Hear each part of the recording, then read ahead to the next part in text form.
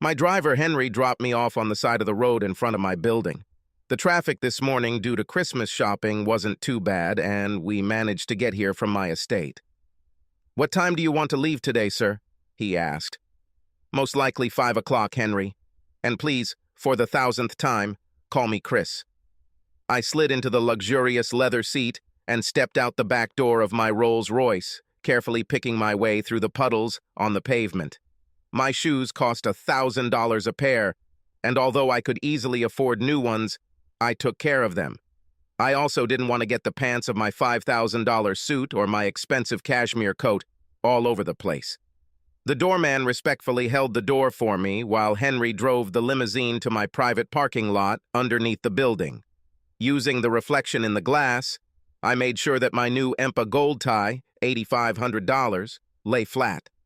It was woven from real gold threads intertwined with silk. I fiddled with it for a moment before walking through the door. I waved to the ladies at the reception, knowing that they had already spread the word that the boss was in the building. A newly installed 6-meter tree next to the reception desk sparkled with colorful lights. The tinsel hanging from the branches twisted and twirled in the light currents of air, shimmering with all colors. Decorative gifts were laid out under the tree. Last night, the employees were getting together for a holiday party. As the CEO of the company, I should have been there, but the game on TV was more inviting. As I headed to my office, I once again admired the antique Greek marble we used for the floors and walls. It was recovered from a 300-year-old Greek villa damaged by an earthquake and was delivered at considerable expense. Contrasted with the rich woodwork that adorned my massive corner office, it gave the impression that the company was doing very well. Expensive original works of art hung on the walls, complementing the luxurious furniture, and an extra-large desk imported from Italy. With hand-knotted wool rugs scattered throughout, it was a very comfortable place to work. The view of the entire city often distracted me from my work. The floor-to-ceiling views of the ocean and mountains were breathtaking. The city authorities had decorated all the trees on the street with Christmas lights, and together with the buildings and decorated houses visible in the distance, it looked very beautiful. Beautiful, but, in my opinion, wasteful. I've come a long way since we started working. I came out of nowhere to get to this place. We now owned the entire building from top to bottom, without a mortgage. We have a factory outside the city, and I expected to pay off this loan within the next 6 months. This would free the entire company from debt and would be worth hundreds of millions. I stood at the window and looked at the world, experiencing a feeling of great satisfaction. Life was good. Christmas was approaching, and I was thinking about what to give myself. I had my eye on a Ferrari Scaglietti, although I thought the price of $4.8 million was too much. The Lamborghini Agoista cost only $2.6 million. I briefly toyed with the idea of buying both cars. I could afford it. True, the garage would have to be expanded. Rolls-Royce, Porsche, and Corvette have already filled it. The car salesman was following me around, waiting to decide if I wanted it for Christmas. But it seemed a little ostentatious. I'll wait a little longer. The door opened behind me and my assistant Laura walked in holding a cup of my favorite Kopi Luwak coffee. Coffee beans pass through the digestive system of a civet cat, a creature that resembles a cross between a raccoon and a cat. The beans are hand-picked from their feces and imported here from Indonesia. Depending on availability, they cost me anywhere from $100 to $500 per pound.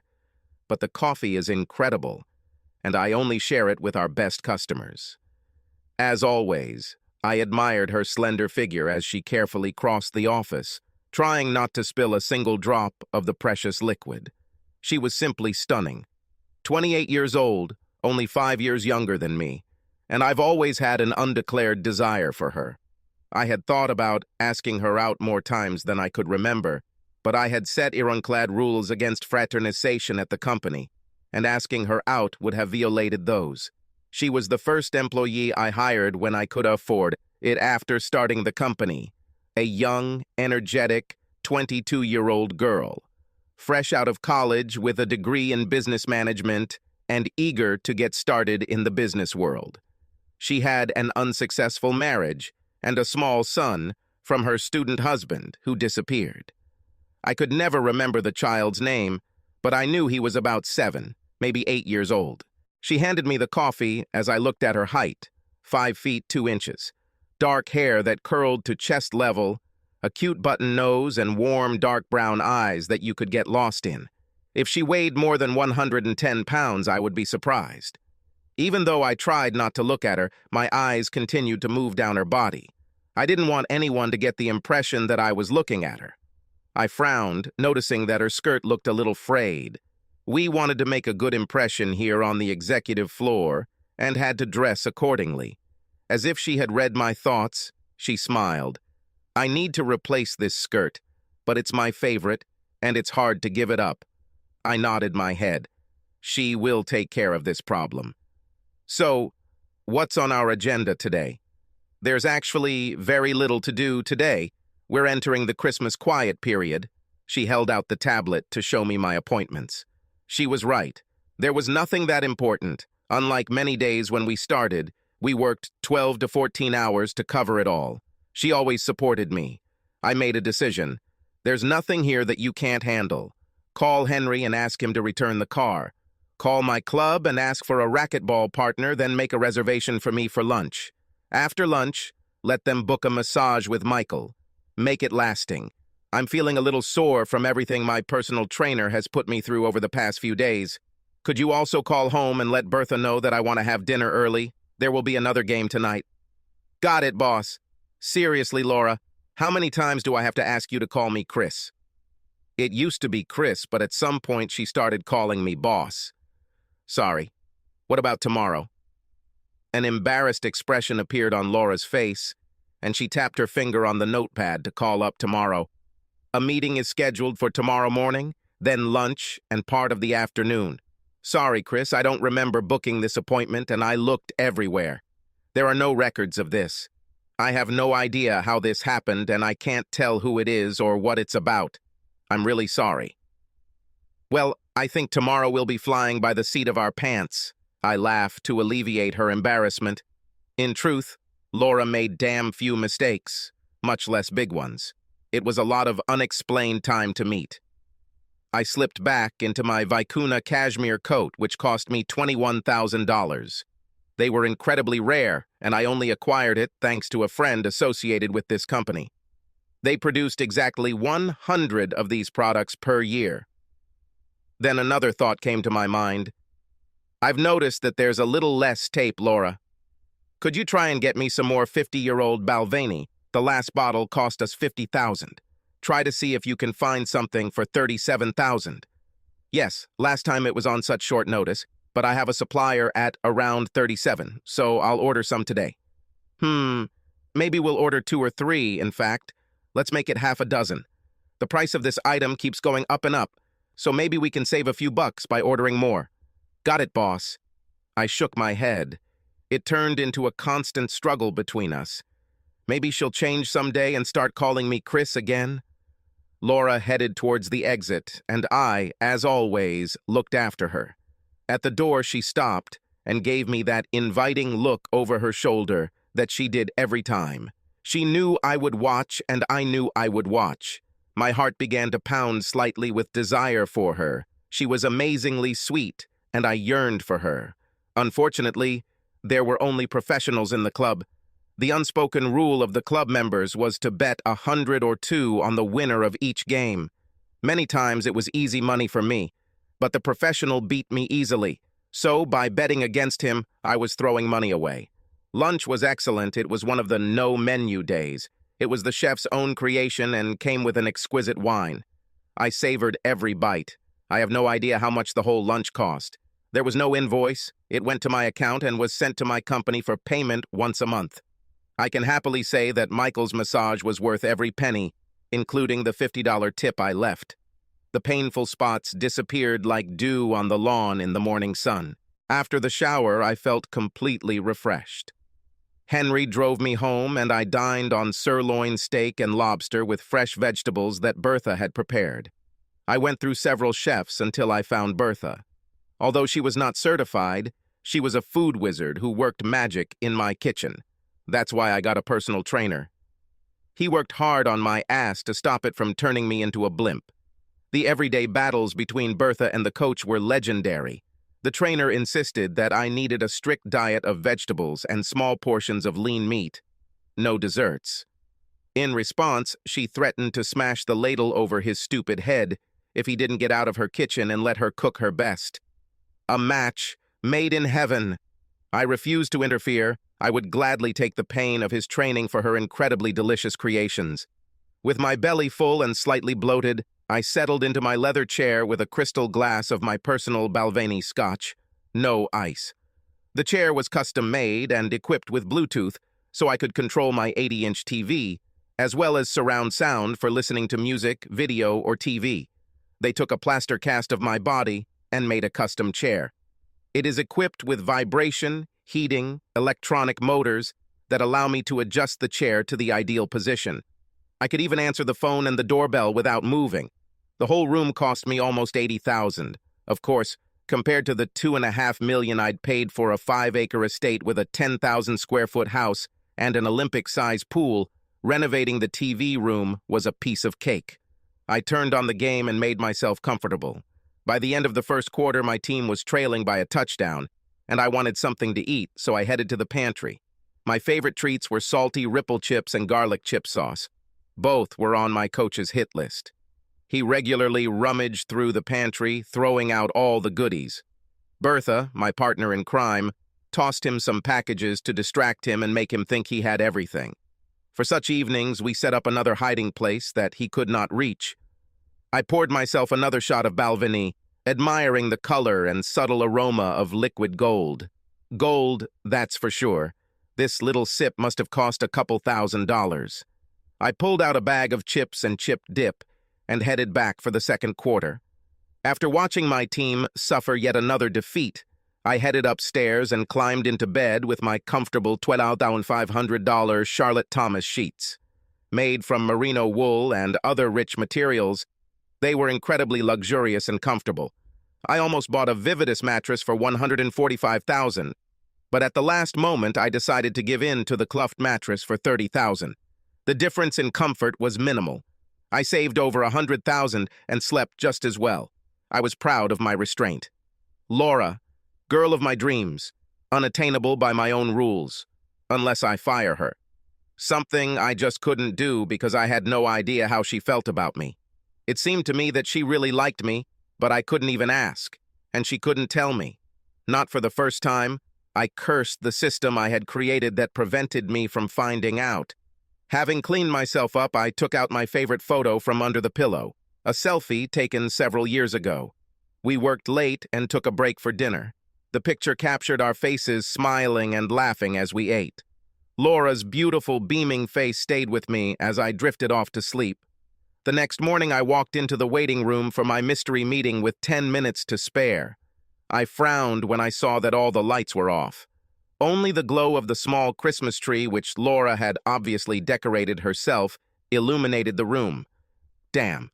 I forgot that yesterday she asked me to help her decorate our office for Christmas. She was probably very disappointed when I thoughtlessly left early like that. It was probably for the best. Working in such close contact with her would be sheer torture.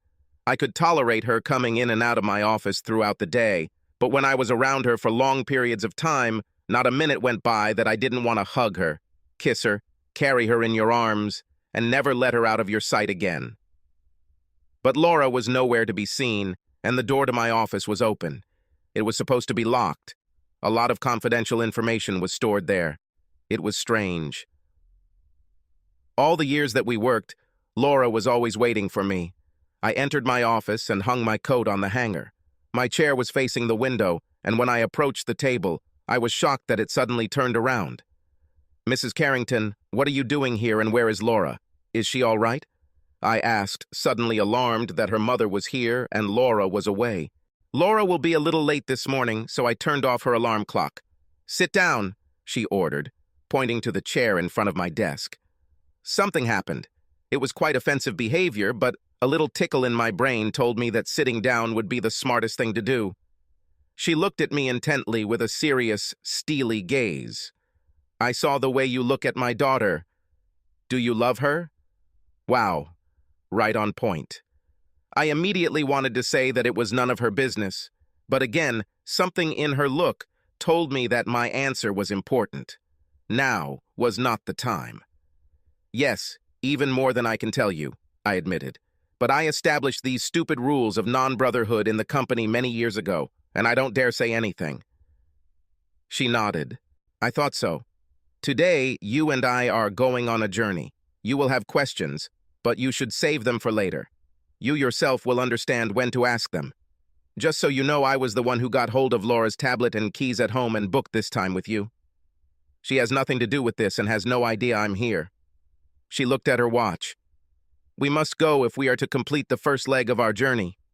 Okay, I agreed.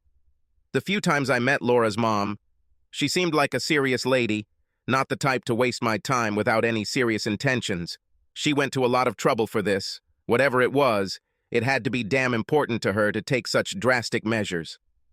I'll call Henry and get a limousine. No limousine, she said, walked around the table, rummaged in her bag, and pulled out a windbreaker.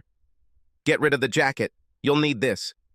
She took my phone from the table, grabbed my wallet from my back pocket while I was putting on my jacket, and threw them into her purse. Hey, I protested. You won't need them. I have to leave Laura a note. There's no time, and I've already done it. Come on, we can't be late. She grabbed my hand and pulled me towards the door. Once outside, she hurried to the stop just in time for us to catch the bus that was about to leave. Standing in the doorway and waiting for the guy in front to pay the fare, she noticed, "It's good that we made it in time, otherwise we would have had to wait for the next bus for an hour, as Laura often does when you keep her at work late." This was news to me. Sometimes she waited here for an hour.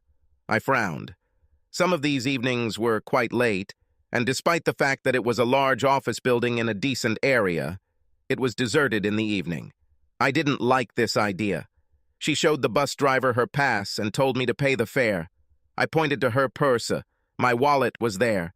She shook her head. Nope, you won't get it. I rummaged it in my pocket until I found some change. Better ask for a pass, she ordered. We'll be changing buses a couple of times, and if you don't have a lot of change, you'll have to walk. One of the passengers spoke. Come on, buddy. We all have to go to work, and you're delaying the bus. Sorry, I've never ridden a transit before. I have no idea how this works. He just made a sound of disgust and turned to look out the window, muttering something under his breath. Perhaps it was a compliment to the season, or maybe not. It seemed like everyone was looking at Laura's mom and I as we walked down the aisle and took our seats. How long to go? I asked. About 20 minutes. Can I at least use my phone and play a game or do some work? No, came the firm answer. Laura can't afford her own phone. She is not allowed to use the phone you gave her outside the office unless it is to answer your call. Just sit back and enjoy the ride. By the time we stopped, I was bored and counting the rivets on the ceiling of the bus. 72 rivets per ceiling panel for those interested in such little things. I must admit that the bus was comfortable and quiet. I noticed there was a sign there that said, air conditioning. The high-back seats were streamlined and seemed to hug my body. I was surprised why many people complain about the quality of buses. It seemed to me that it was very comfortable here. We got out and they told me that we would have to wait 30 minutes for the next bus.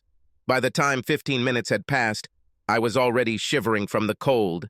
I pointed to the cafe across the street. If you give me my wallet, I'll go buy us a couple of cups of coffee to warm up. Laura can't afford coffee, came the sharp refusal. But I'm getting cold. The trembling was stronger now. Why are you cold? She asked. Don't you recognize the jacket? This is the same as Laura's. Laura has a nice warm jacket. I gave it to her for her birthday, I protested. She had a jacket, you mean? She had a nice, warm jacket until she was forced to sell it to pay rent for herself and David. Did you have to sell your jacket to pay the rent? I began to guess what was going on, but then jealousy bit me hard. Is David her boyfriend?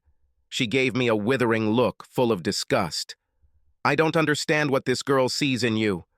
You've been working with her for years. Surely she's mentioned her son David once or twice. Don't you even remember his name? Oh, damn, of course it's her son. Instant jealousy, at the mere mention of a man's name, clouded my mind. Not to mention, I was shaking like crazy. I was so happy to see the second bus arrive. It wasn't that warm inside, but it was definitely warmer than outside. "How much longer to go?" "30 minutes," came the answer. When we got off at the next stop, I was still shaking periodically. Bored, I studied the rug that covered the floor in the center of the bus. It was clear that the system was designed for someone to come in with a high-pressure hose and quickly wash the bus. But the rug had a flaw. The design did not allow it to drain on its own and dry out easily. I saved this for future use. You never know where business will take us. The bus itself was an example of poor design. The seat was formed by a ring of metal pipes, and a metal crossbar ran behind my head. I could only imagine the damage my skull would suffer if we were in an accident. The plastic vinyl seats formed a bench like a church pew, which didn't offer much comfort. The bus was obviously quite old and looked the part. Tired, faded colors, dirty windows, and a faint smell of decay. The engine was noisy and made it difficult to talk. Despite the cold, I was not sorry to leave him when we got off at the next stop. "What now, Mrs. Carrington?" I asked. "We're going," she said, leaving. "And you can call me Mom. Everyone does."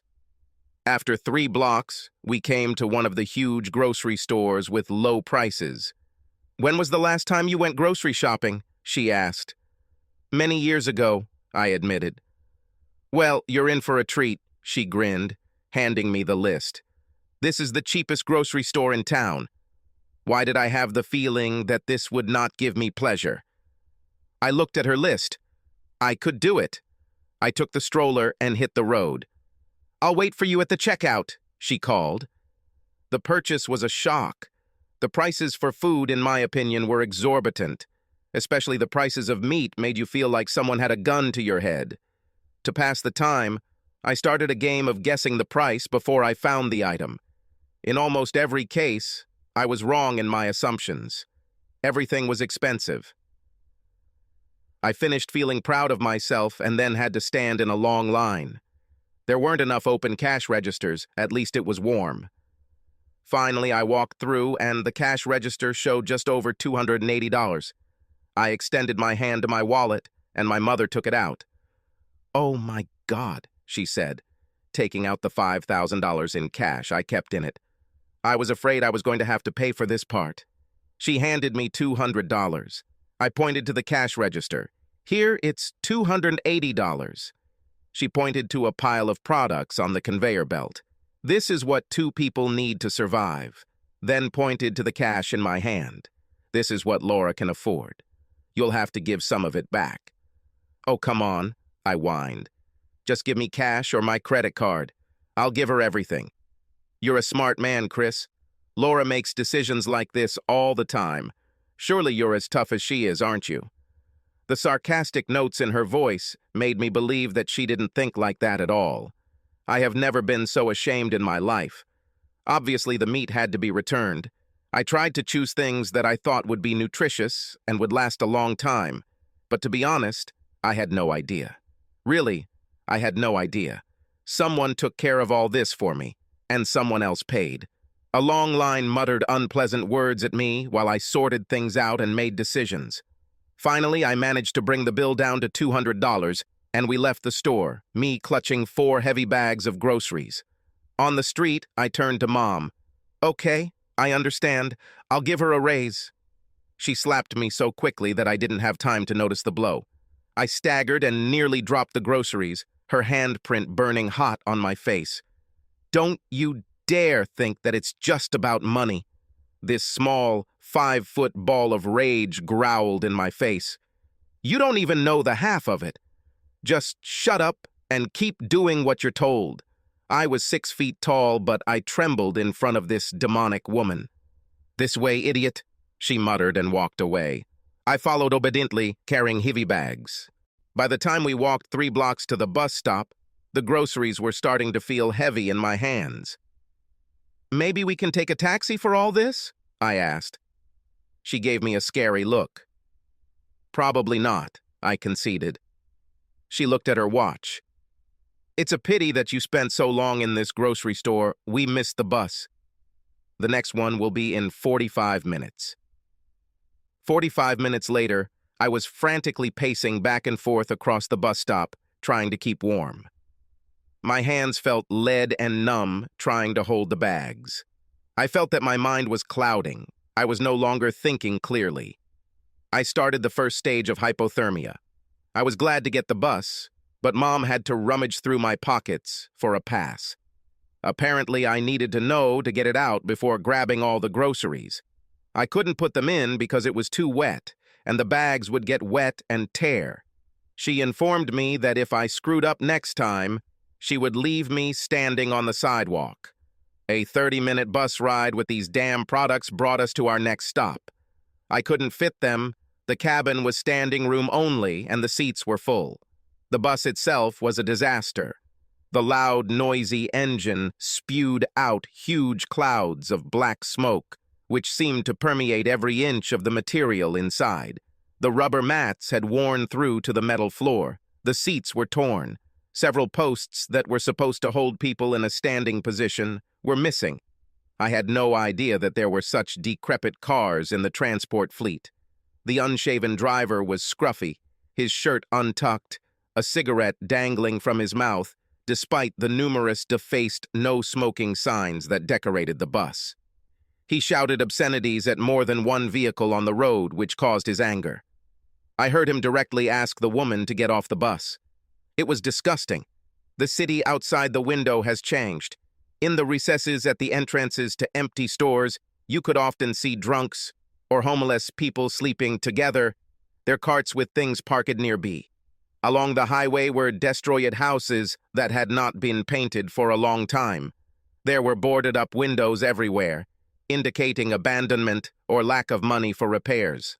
Occasionally there were neat and clean houses, but they were something unusual, trying to withstand the hurricane of poverty. The next stop was an eye-opener.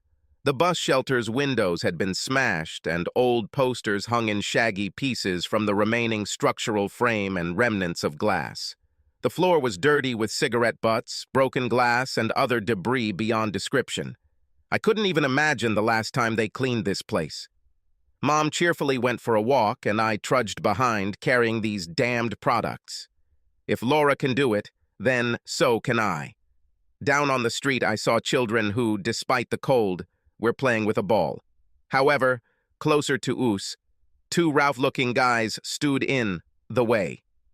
Mother, one asked questionably, looking at me suspiciously. "It's okay, Mike. This is Laura's boss." "Laura's boss? Is this the same bastard?" His eyes said it all. Contempt was clearly visible in them. Contempt, which he reinforced by spitting a wad of phlegm onto my expensive suit pants. I shifted the bags of groceries, looking in disbelief at the phlegm dripping down my pants. The second guy muttered "asshole" after me, and they left. Mom's face looked at me impassively.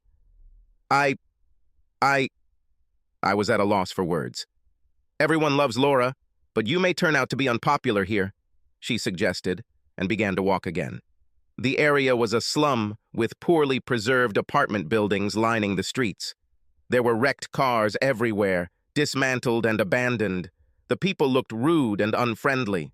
I was taken aback and asked, "Does Laura really come here in the evenings?" I realized I wouldn't like the answer when Mom's face turned bright red. "What a stupid question, Chris. You sometimes stay late, and she is always with you." "Yes, she comes here late at night, in the rain, in the snow, in the cold. What are you thinking about, Chris?" After a long, miserable, almost 2-hour bus ride home, where she was often forced to wait at dark, lonely stops. There are times when she has to carry groceries late at night because you don't think about the fact that she has to work on weekends, leaving her no time to shop. At the same time, you do not pay her extra for overtime work.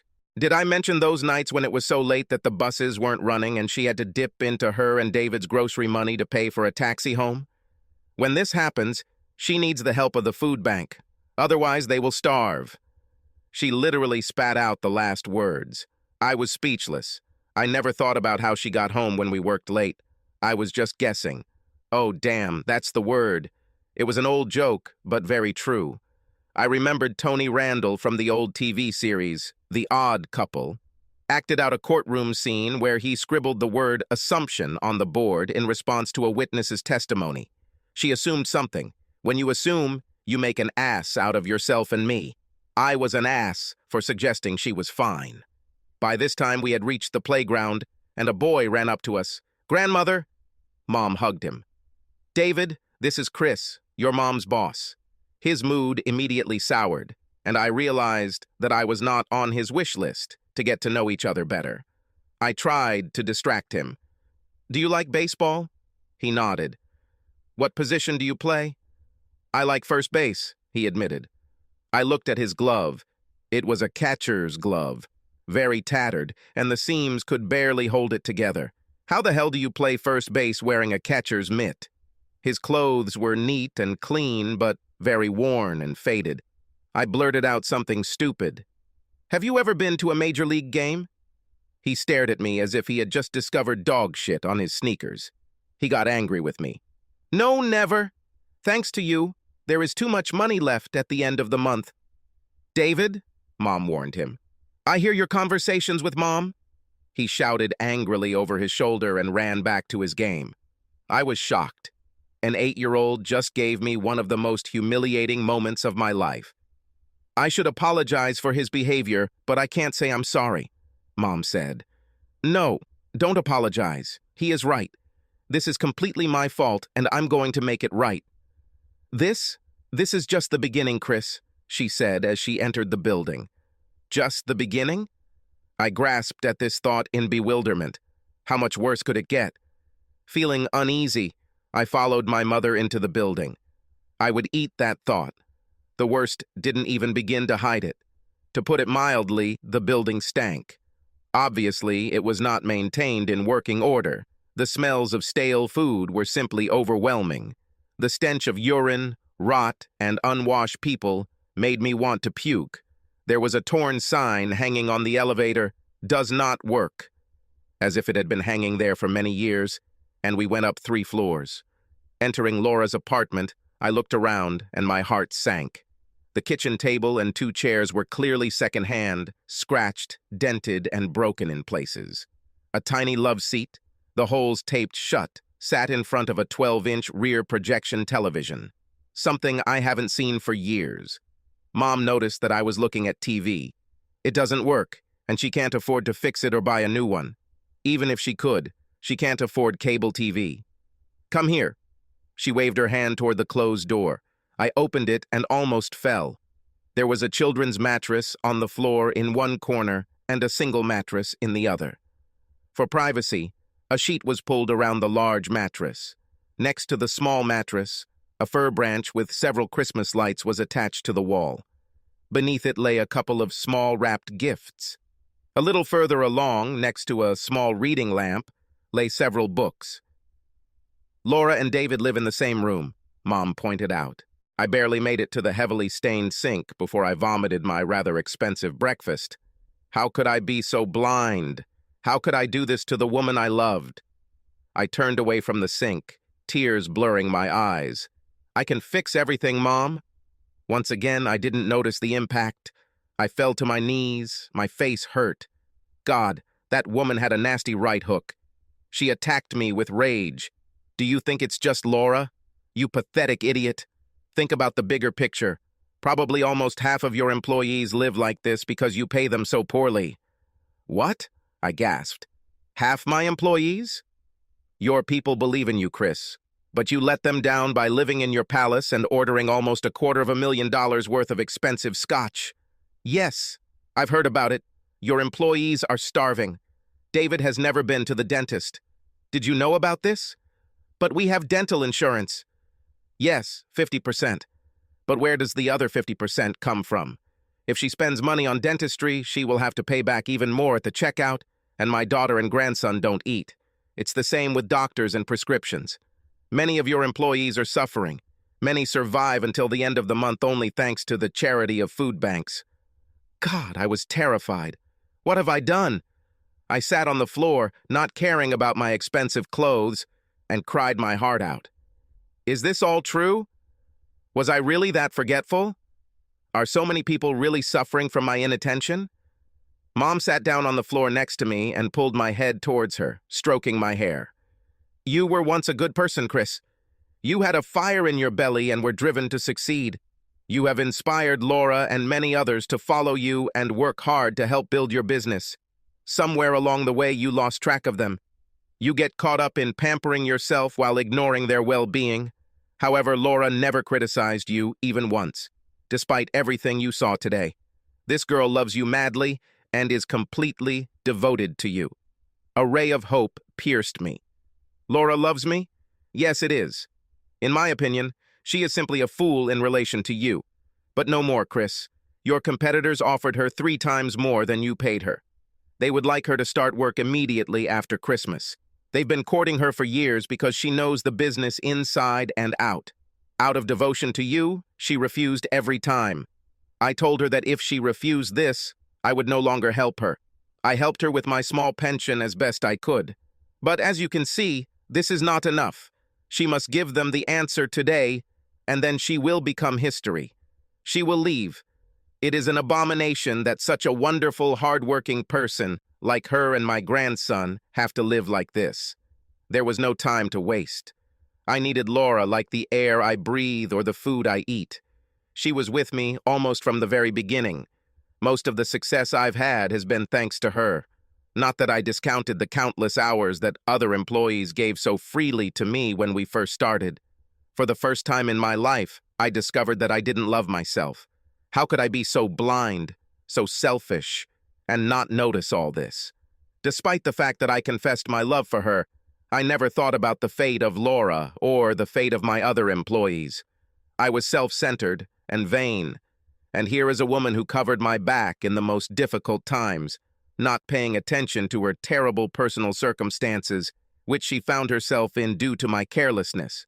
And she never complained. It's time to take control of the situation. I rose to my feet with difficulty, wiped my tears, and extended my hand. My wallet and phone, please. A stubborn expression appeared on Mom's face. Mom, we can go back by bus, and if you insist, I will do it. I'll still be learning, but I get it. You are 100% right. It's already 1 o'clock in the afternoon, and I need to do this now. A lost minute is an unresolved problem. I need to get my staff together and start working to fix this. My emotions took over, and I turned to her with a sincere plea. Please, Mom, I can't lose Laura. I just cannot. I stood with tears in my eyes and begged for mercy. She reluctantly gave up my things.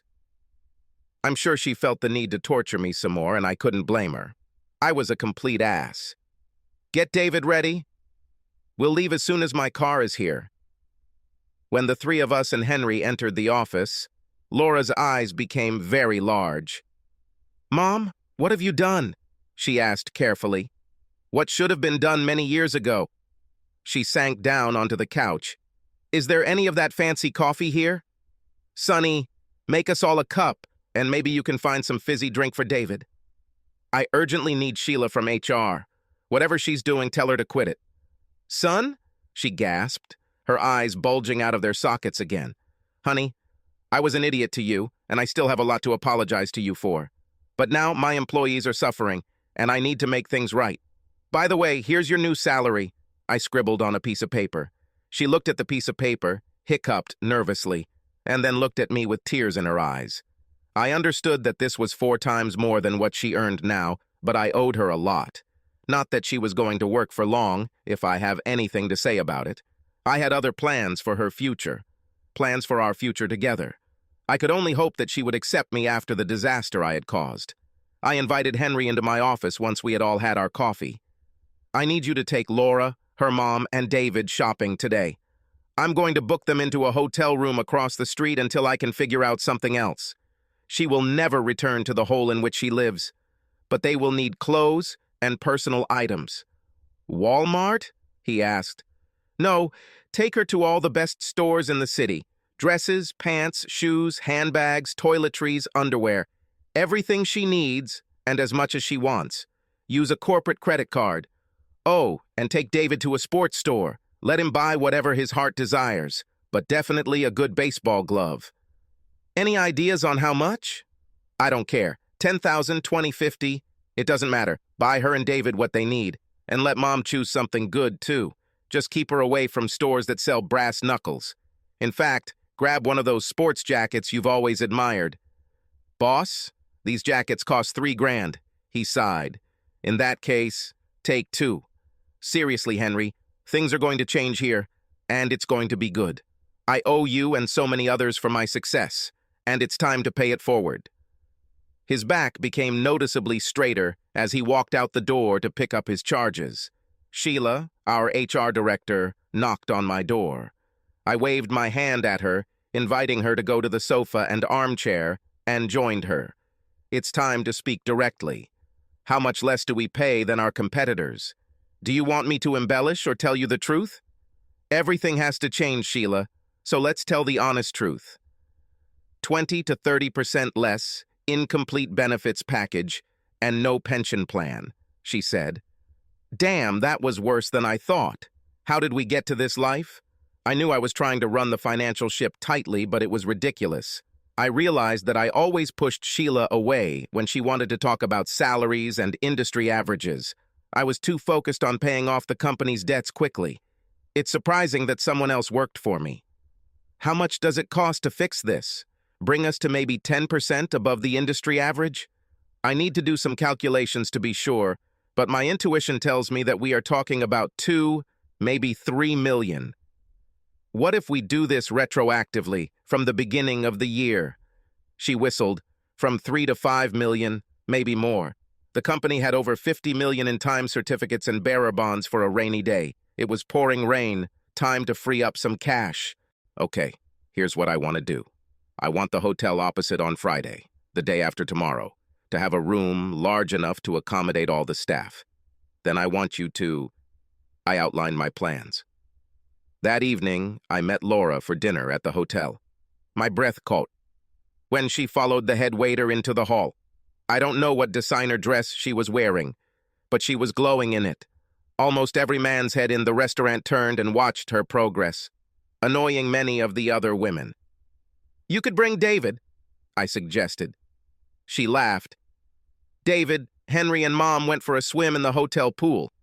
David is having a great time here. Thanks for this.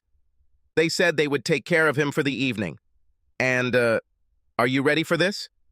Her face was illuminated and excited about something. My curiosity was piqued. Henry and Mom really got along. Mom is already making cow eyes at him. I almost choked. Henry and Mom? Is Mom making cow eyes at Henry? I didn't expect this. I couldn't even realize it. Perhaps I should increase Henry's health insurance? Surrounded by Mom, people strive to end up on their ass. Wow, I suggested. Maybe she'll calm down if she gets laid. We almost died laughing at the thought. You have bruises on your face. What's happened? That mother of yours has one hell of a right hook. She beat the crap out of me. Very informative. But honestly, she was right, and I deserved it for the way I treated you and others. We talked throughout dinner, like two people hungry for each other, which, in general, was the case. I couldn't take my eyes off her. Our hands seemed to find each other often. Her touch moved me to the core. Deep down, I knew that I would love this woman until the day I die. She was my soulmate, and I knew it the moment she walked through my door all those years ago. I could only hope that she felt the same way about me. Maybe she will forgive me. Could there be a place in her heart where forgiveness of my sins would be possible? After dinner, we settled down on a comfortable sofa in the quiet piano bar. Laura snuggled under my arm and rested her head on my shoulder. There was no need for words. We listened to music together and looked at the twinkling lights on the large Christmas tree in the hall. Happy people strolled noisily past, coming and going to the various Christmas parties thrown by their employers at the hotel. Something else I overlooked. This will not happen again. I whispered in her ear. May I kiss you? I've been dreaming about this for a long time.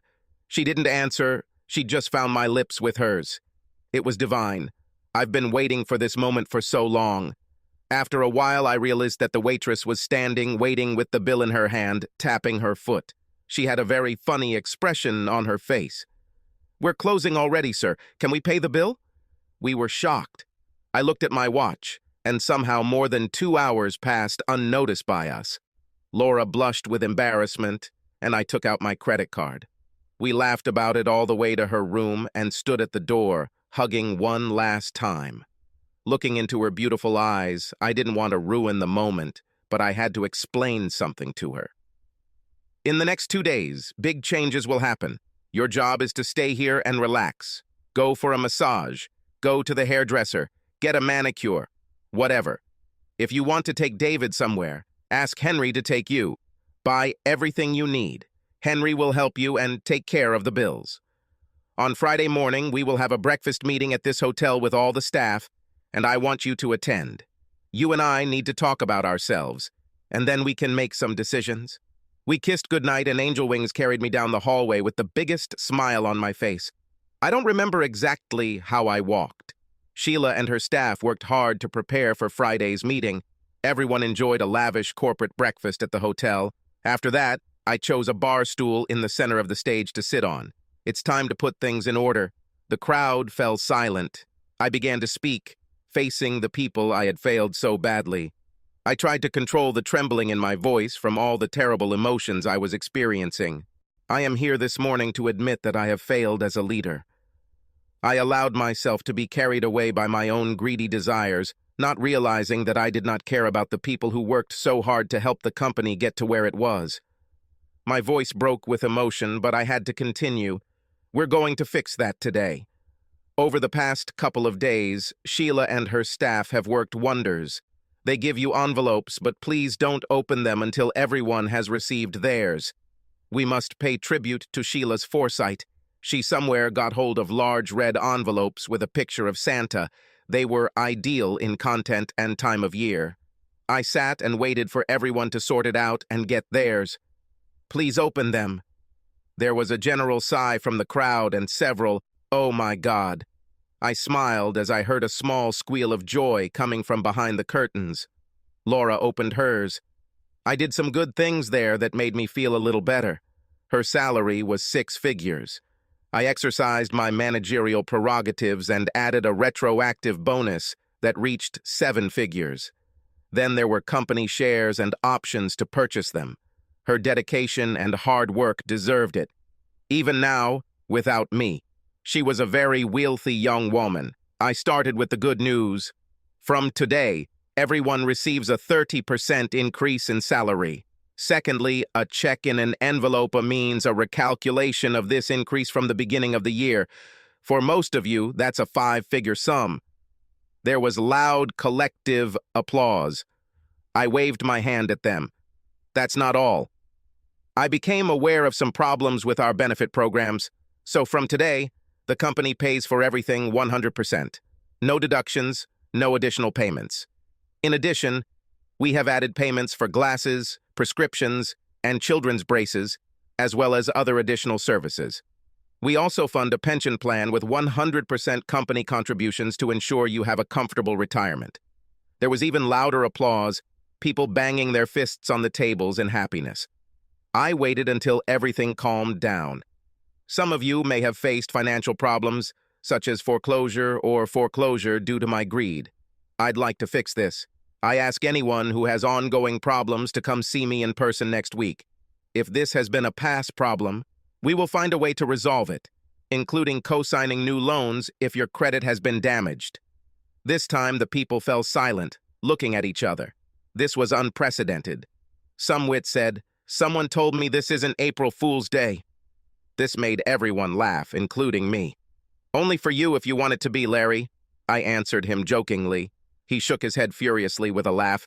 No, he wasn't that impatient. This solves financial issues, but there is one more thing that I would like to change. Many years ago, I established a strict policy regarding employee fraternization. At the time, I was seriously concerned about inappropriate behavior or unwanted advances. But I didn't realize that sometimes people fall in love. I don't want to interfere with this at all. Sheila assured me that the company had grown enough that our fraternization rules could be rewritten to allow people to be people. If you have a love interest or want to date and a conflict arises, we can resolve it by moving one of the parties to a different manager to prevent any claims of favoritism. If there is no conflict, enjoy each other. If you hid your relationship because of our rules, please tell us about it. There will be no punishment. We will find a way to solve this problem. No need to hide anymore.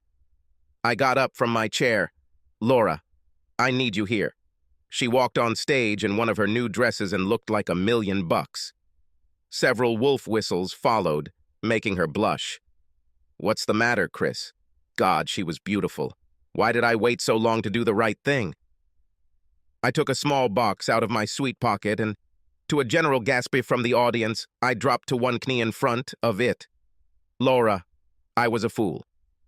If you never speak to me again, I will understand. I have always loved you and, due to my own stupidity, I could not tell you about it. I don't deserve you after the way I behaved, but I hope you and David forgive me. Will you marry me? She loudly shouted, yes, and jumped on me, knocking me off my feet. I put the ring on her finger, and the audience gave us a standing ovation. We kissed to seal the deal and stood up. I let them clap for another minute to calm down, and I whispered a question into Laura's ear. She nodded affirmatively. And with Laura's kind consent, you are all invited to our wedding. I had to stop again because of the applause. I waved my hand at them. I must say that all our future meetings with employees will not be so good. There were several good-natured exclamations at this. But one more thing. Take some time off today and cash your checks. Rest on Monday, too. I'm declaring it a long weekend. Go and enjoy. Spend some money this Christmas. Have some fun. Oh, and we will be closed from December 23rd to January 2nd. This is a paid company holiday, so you can relax and celebrate Christmas with your family. And thank you. Thank you so much for what you have given to this company, and I hope you forgive the idiot who missed out on all the good things you brought to us. The entire hotel almost collapsed from this applause. As everyone walked out the door, Henry and Mom walked up holding hands. David followed them. I had to look again. I really didn't see the connection between Henry and Mom. David was something else. I realized that I would have to spend a lot of time getting him to accept me. There was anger in his eyes. Yet I thought I saw a glimmer of hope. Hope for something better. In his younger years, he lived a life of severe poverty, all because of me. Well, maybe not entirely. His father abandoned Laura and David at birth, so he had some responsibility. I instinctively knew that this was not something I could pay off with. His anger at me, and at his real father, and perhaps at all men, was probably very deep. Buying things with money is like going to Disneyland. Lots of fun, but sooner or later, the reality of everyday life comes back. No, David will need my time and personal effort to become a father to him, to give him back what he should have enjoyed in life. Perhaps I needed to find a counselor to help the two of us find our path, help him overcome his anger. Whatever the future holds, it's time for me to become a man and correct my mistakes. Henry looked handsome in his new sports jacket, and Mom was wearing a new dress. Looking at her, I understood where Laura got such an attractive appearance. If I'm lucky, this vicious right hook will bypass Laura's generation. Mom extended her hand to shake mine. There is hope for you, Chris. It was a great performance. Now get busy and marry my girl. Give me more grandchildren. I looked at Laura and shrugged. I'm not going to disappoint Mom and get slapped again, honey. That will be a dozen grandchildren. She moved into my arms and looked into my eyes. I cannot wait. I was thinking about what happened this morning. It was a good start. But the road back is long and fraught with difficulties.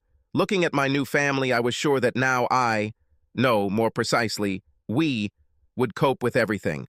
I had the girl of my dreams and a new son, and there was also a future mother-in-law who helped me fly straight. Clenching my still sore jaw, I realized that otherwise was obvious. I felt a peace that had not been in my life for a long time. I took a deep breath, inhaling the scent of Laura's hair, enjoying the feeling of her loving softness in my arms.